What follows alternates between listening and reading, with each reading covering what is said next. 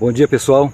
Vamos começar então a falar sobre Noé, né? Vamos falar sobre os filhos de Noé e vamos falar também como que era a vida antes do dilúvio e a vida depois do dilúvio. Porque é muito interessante a gente entender que antes do dilúvio existiam alguns tipos de pessoas, as pessoas tinham um certo tipo de visão. Depois do dilúvio tinha outras pessoas com outro tipo de visão e eles também viviam um pouco menos. Antes do dilúvio eles viviam mais, né? Mas o que eu quero te falar hoje a respeito de Noé, né? E não vou falar hoje sobre o dilúvio em si, né, propriamente dito, mas uma coisa interessantíssima para você começar a entender esse assunto, né? Noé. Quem era o pai de Noé? Era Lameque, né? Lameque era filho de quem? De Matusalém. E quem era o pai de Matusalém? Era Enoque. Olha só para você ver que história. Enoque, a gente sabe muito bem, né, que existe até um livro chamado o livro de Enoque, que foi retirado das escrituras, mas infelizmente, né, a gente sofre com isso, mas dá para a gente entender o plano de Deus sem o livro de Enoque. Mas o livro de Enoque ele está simplificado, sabe? Simplificado ali. Mas olha só uma coisa interessante que eu vou dizer para você, que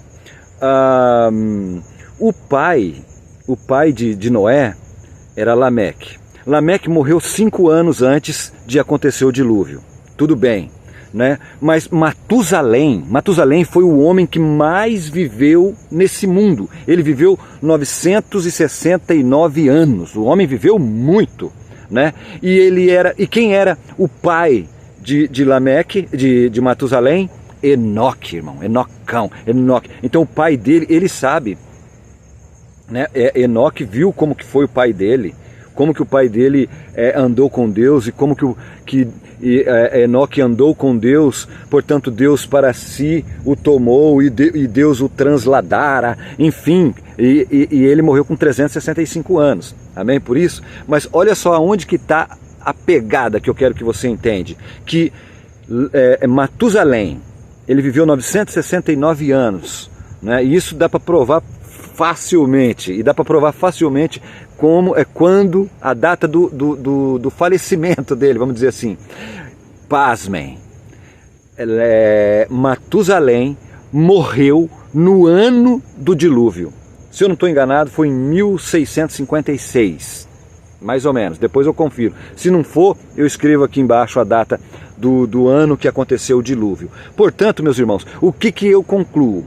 Eu concluo assim, estou conjecturando, se Matusalém morreu no ano do dilúvio e ele era avô de Noé, ó, pra você ver, ele era avô, ele não era pai de Noé, mas ele era avô de Noé, e ele morreu no ano do dilúvio, irmãos, para mim ele morreu afogado, porque ele poderia ter a chance de entrar dentro da arca. Mas a Bíblia nos relata que ele morreu no ano do dilúvio. Então, portanto, irmãos, eu creio que ele morreu no dilúvio, que morreu afogado. Mas tudo bem, mas ele morreu nesse ano, certo? O que eu quero dizer com isso? Eu quero dizer que Noé, ele avisou, ele levou um tempo bem extenso para construir a arca, não é? Se não estou enganado, foi 120 anos para construir aquela arca. Então, agora o que eu quero que você entenda? Que a salvação é tua, o problema é seu. É você que tem que tomar a decisão se você quer ser salvo ou não. Noé não salvou nem o vô dele, né? Ele salvou a casa dele, ele, a mulher dele, né? Jafé, Sem e Cã e as 3 noras dele. Então, quem passou do dilúvio foi só 8 pessoas. Né? Mas se Matusalém, né, tivesse se convertido, já viveu tantos anos, né, 969 anos, e ele era pai de quem? Pai de Enoque. Ele viu como que foi a vida do filho dele, né, e mesmo assim não se converte. A Bíblia não fala nada dele, só fala que ele viveu muito, o homem que mais viveu. Mas, irmão, ele não estava na arca. Se eu faço a arca, se eu sou Noé, eu faço a arca, eu pego meu vô pelos colarinhos e jogo ele dentro da arca. Se eu sou Noé, eu falo, vô, pode ir para a arca. Mas não, Deus quis que ficasse anotado que ninguém salva ninguém, sabe? E existe uma decisão Não é? Aqui o calvinismo cai por terra. O calvinismo cai por terra aqui, porque quem quisesse entrar na arca, entrava.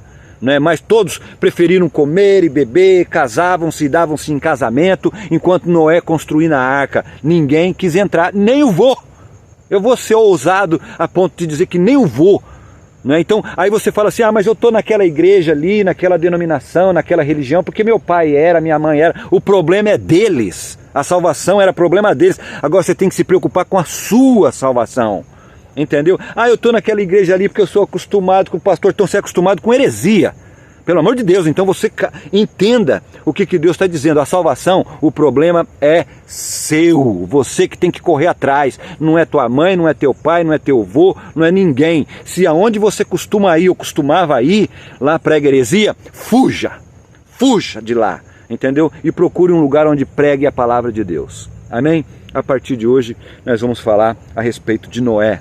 E é interessantíssimo a gente saber como foi a vida antes e depois do dilúvio.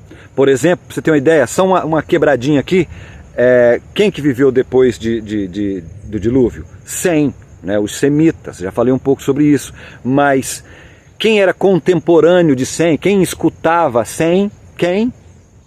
Abraão. Abraão, ele viveu no mesmo tempo de Sem. E Sem ouviu as pregações de quem? Do seu próprio pai, Noé. E quem pregava para Noé, senão Enoque? Enoque, irmãos, ele era um grande pregador, um grande sábio. Ele andava com Deus e ele ouvia de quem que ele ouvia as mensagens que ele mesmo pregava? De Adão! Ele era contemporâneo de Adão. Adão falava com Deus toda tarde quando estava no Jardim do Éden e tal, mas depois da queda, Adão continuou falando. Adão não parou de falar. Adão continuou pregando. E quem que ouvia Adão? Enoque. E Enoque andava com Deus, Enoque anotava tudo, um homem extremamente sábio. Né? Então a gente sabe muito bem. Depois a gente continua esse assunto aí, porque o vídeo está ficando já com 7 minutos, tá bom? Deus abençoe. Eu peço para você me ajudar a seguir, a compartilhar, né, tocar trombeta, irmão, tá bom? Porque a gente sabe que o pessoal das plataformas não compartilha. Então eu dependo de você aí, tá bom, meu querido? Deus abençoe sua vida, por amor do nome dele. Amém.